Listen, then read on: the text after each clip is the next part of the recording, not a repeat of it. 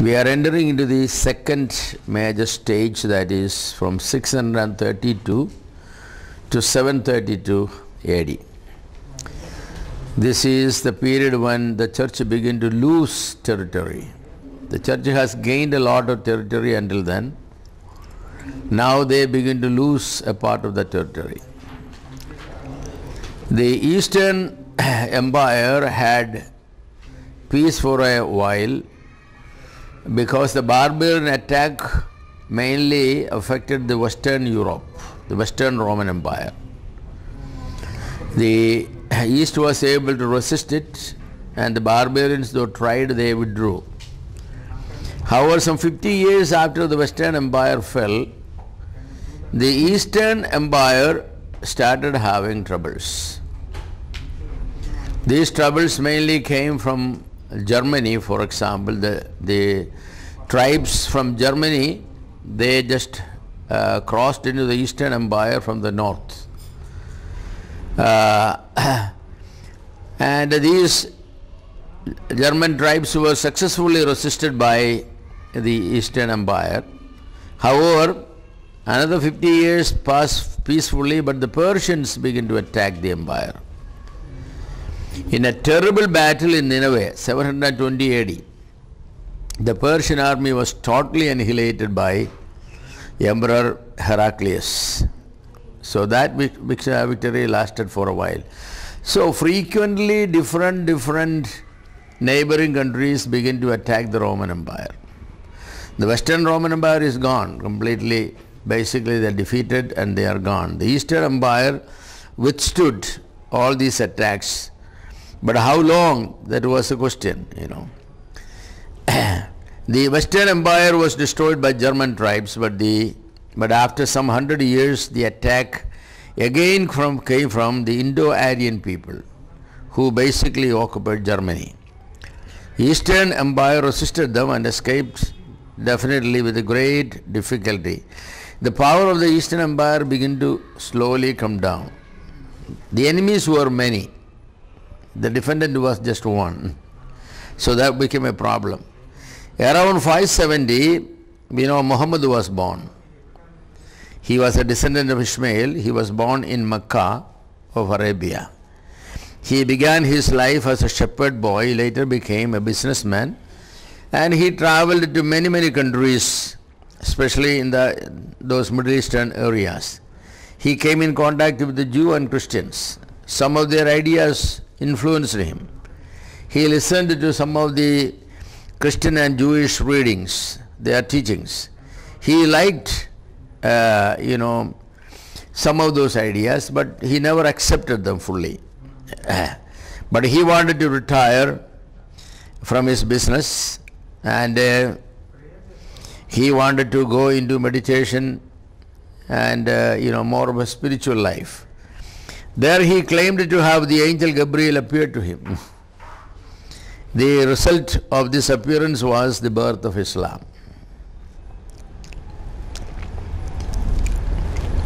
The teachings of Muhammad were later collected and formed into a book called the Quran, which the Muslims revere as the incorruptible word of Allah.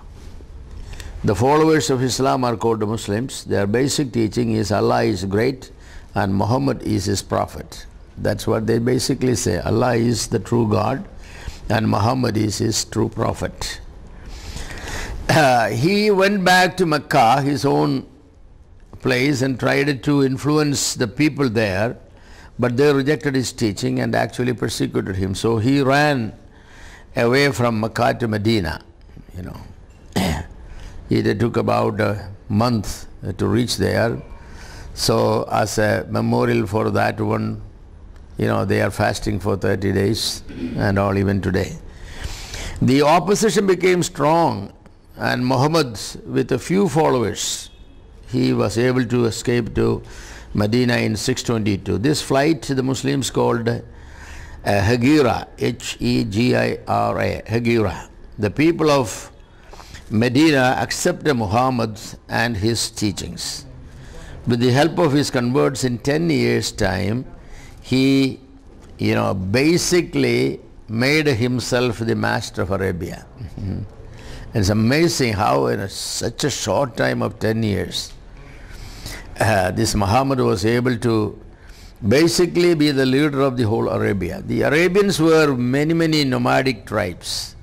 They all had their own gods. They had their own gods. And Allah was the God of the tribe of Muhammad. So he wanted to destroy all the other gods and goddesses, and he wanted only his God to be the true God. So he was able to make it. What a successful man he was. Muhammad died in 632, but his influence was great.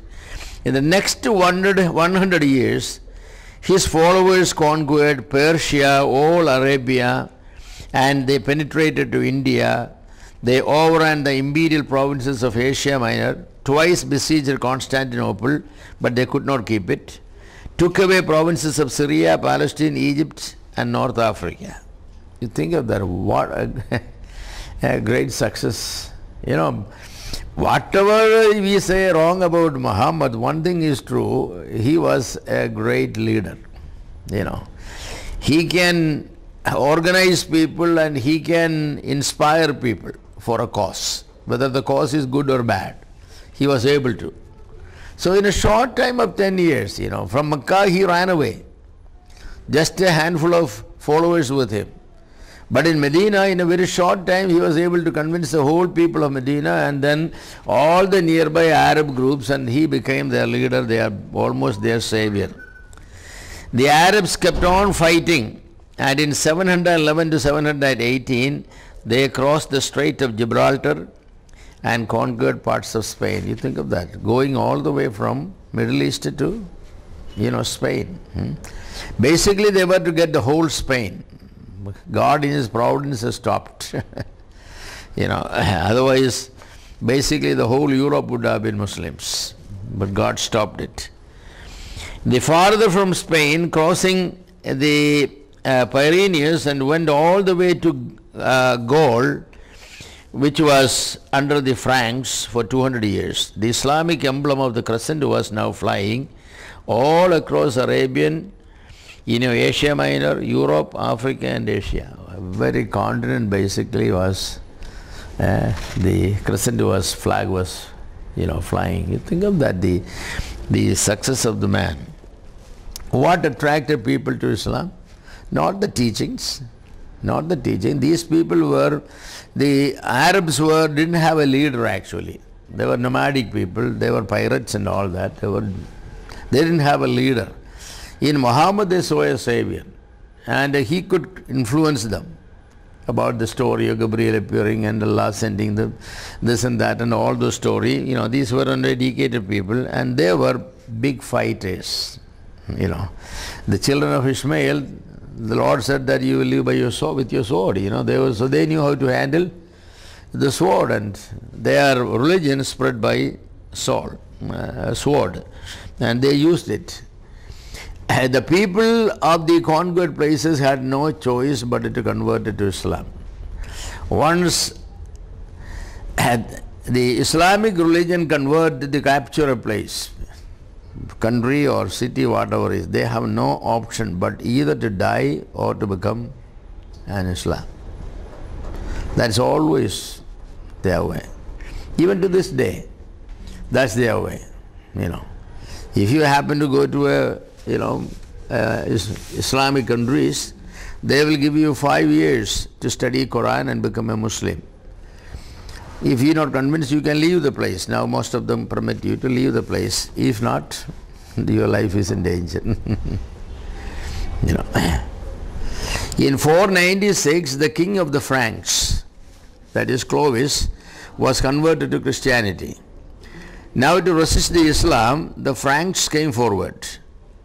Charles, the king of the Franks, gave a call to all Franks to come forward, take arms against the Muslims.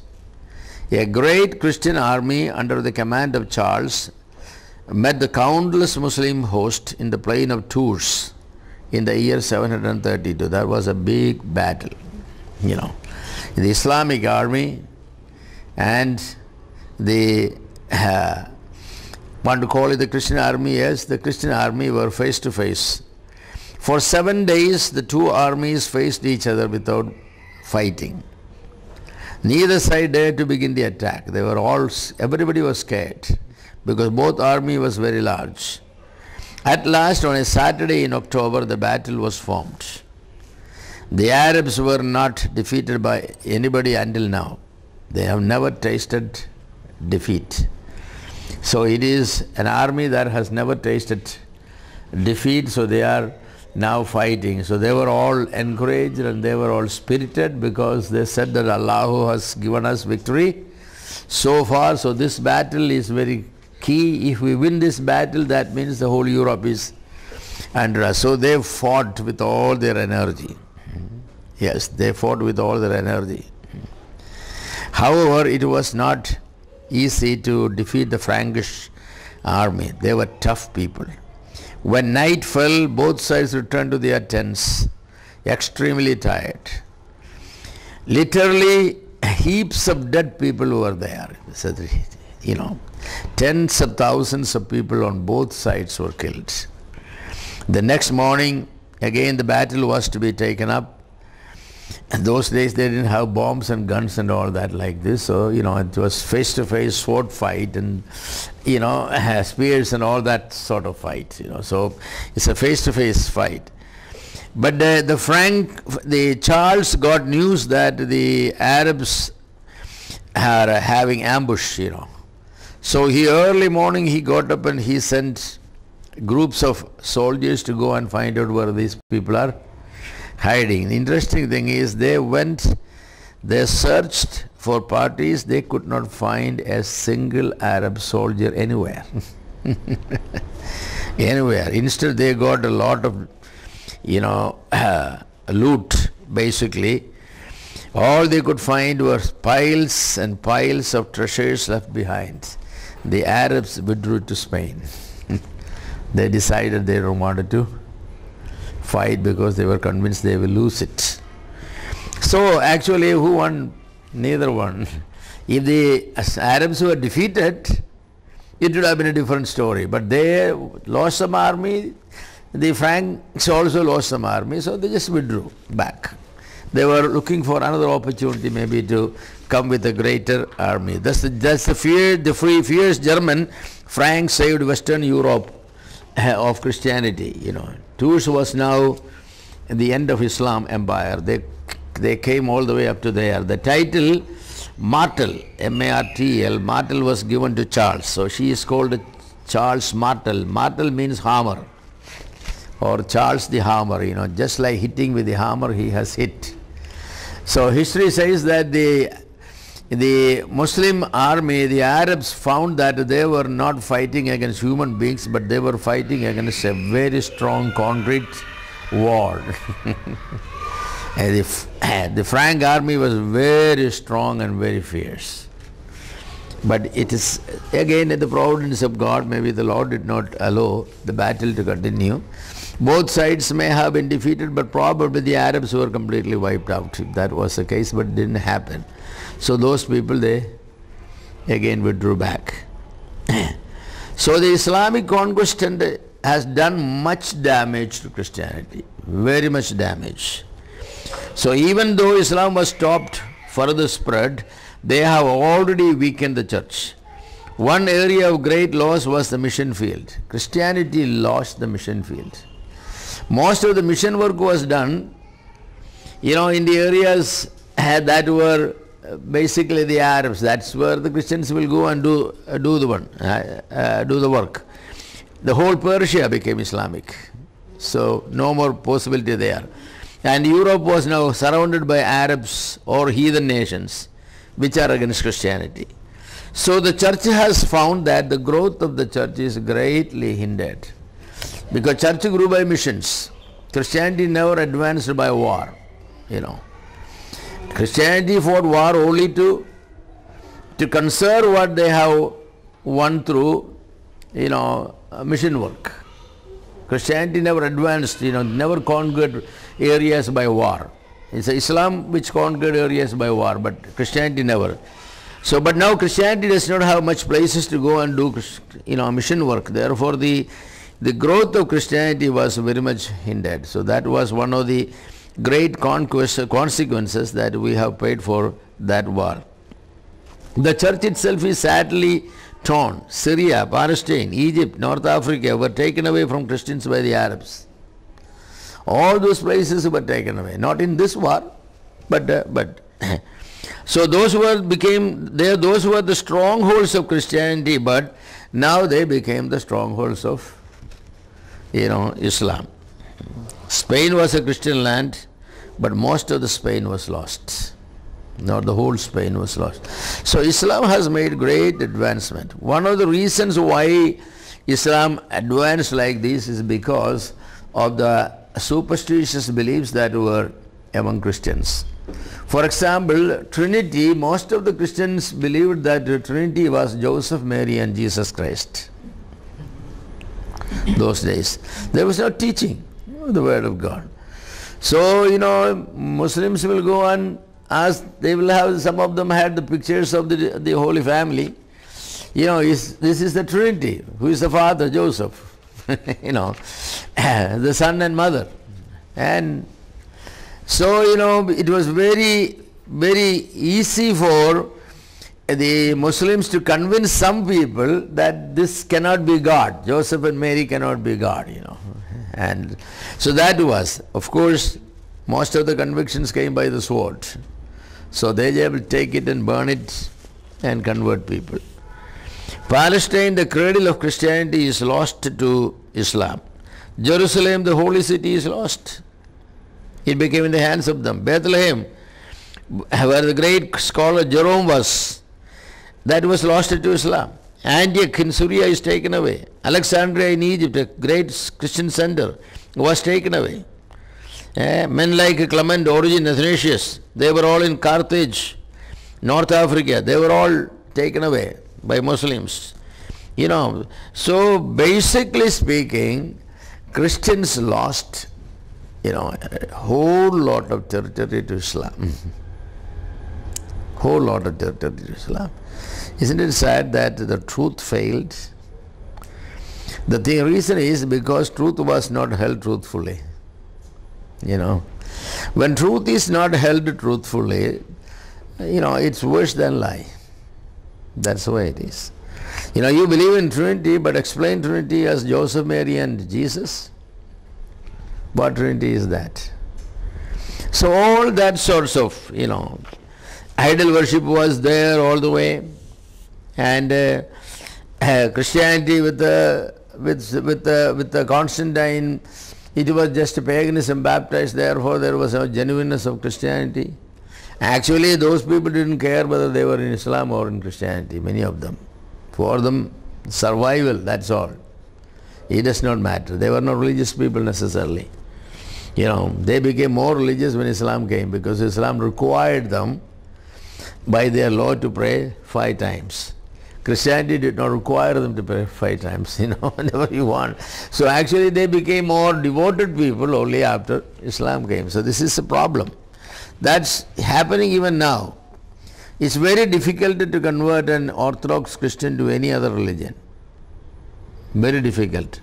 But it's very easy to convert somebody who does not know anything about Christianity but claims to be a Christian.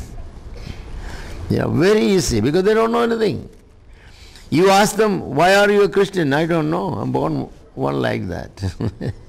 That's their answer. They don't know. Who is God? I guess Jesus is God, or Jehovah is God. They are not. Most of the people in Christendom I'm talking about. I'm not talking about our young people. Christendom, you take them, you ask them some just basics, 10 basic questions, quizzes. Probably they will miss all 10. The Jehovah's Witnesses, for example, made great advancement. Their method was very simple. How many gods? One God. Okay, that's true. That's what I also believe. Now, who is that God? Christian is confused. Is Father God? Yes. Jesus Christ is God? Yes. Holy Spirit is God? Yes. So how many gods are there? So the a Christian is confused. So he will say that Father, Son, Holy Spirit, three, right? That's wrong. This is what Roman Catholic Church taught. The Bible does not teach that. The Bible says, listen, O Israel, your Lord God is one God. That is Jehovah. So Jesus cannot be God, right? Only one God. So they are already converted. They are already converted. Because the foundation is shaken. The foundation is shaken. So this is happening. Christians don't have the answer. Because Christianity became a ritualistic religion. It became a sacramentarian religion. Faith is not, you baptize a little infant, 8 days old, and as he grow up, you already tell that you are a Christian, you have already been baptized. But I can remember, you don't have to remember. You can go and check at the church directory. It's your name is there. Okay, so I'm a Christian. Yeah, I'm a Christian. Yeah. So what do I do? But this is a sort of, So it's of great danger to have our children not thoroughly indoctrinated in the truths of the Bible. Because when they go to the secular campuses and secular religion in a world where there is pluralism, different religions, their foundations are getting shaken because questions will be fired at them by people. What do you mean? What do you mean? Then they come all confused and they will say that I don't know what to believe. I really don't know what to believe. What is the truth? Who is God? This sort of thing. See, when it is pampered in our situations, it's easy for them, because the faith is pampered, the faith is not tested. We need to expose them to testing grounds so that what they believe, they really believe. Paul Little has written the book, What You Believe and Why You Believe. It's not enough to know what I believe, but I need to know why I believe them. If somebody questions why you believe that, if I don't have answer, then my faith does not. So the Islamic people, very interestingly, their religion is ritualistic. They don't necessarily teach about their religion as much as they teach against other religions. See that? Their approach. They will teach why Christianity is wrong.